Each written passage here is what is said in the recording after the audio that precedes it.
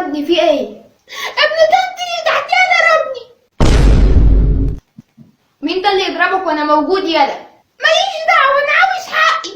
طب تعالى بقى انت على جنب كده. يا ابني استنى بس نفهم ايه اللي حصل. بص يا حاج، احنا اللي يجي علينا ولا على حقنا نوقفه عند حده. يا ابني استنى بس، خلص الكلام، اتفرج بقى على اللي هيحصل. هو ده اخويا.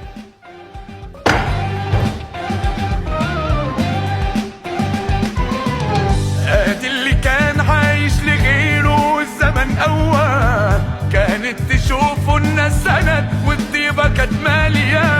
اهو ده اللي قال عليه اسد بس الطبع رقمه، وادي الاسد عالطبع داس وعقابه خط مداه.